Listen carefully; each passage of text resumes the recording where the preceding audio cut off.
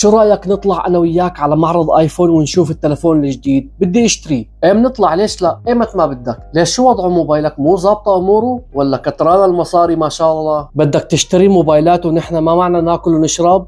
بدك تضلك على موبايلك القديم.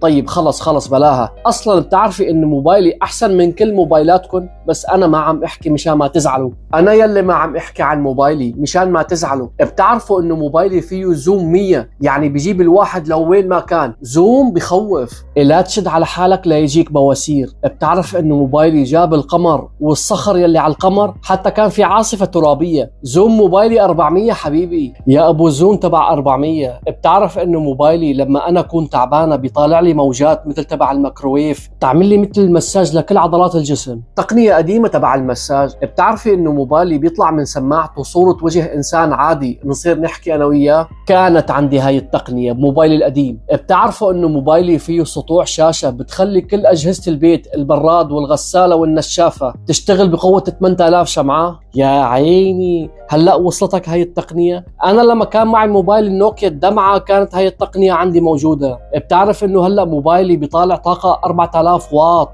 بحطه تحت طنجره الضغط وبطبخ عليه. مع كامل الاحترام، تقنية تبع 4000 واط تقنية من زمن الطيبين. بتعرفي انه موبايلي فيه تقنية بيخترق كل اجهزة الواي فاي هون، وفيني اتنصت على كل الحكي؟ شاطر حبيبي. بتعرف انه موبايلي فيه ميزة نفس الميزة يلي عندك، بالاضافة انه في عندي ميزة بيخترق كل حسابات البنك، حسابات الفيسبوك. يا سلام يا سلام. بتعرفوا انه موبايلي فيه كل الميزات يلي عندكم، بالاضافة لعندي ميزة فيني شوش على موجات الاتصالات وموجات التلفزيون.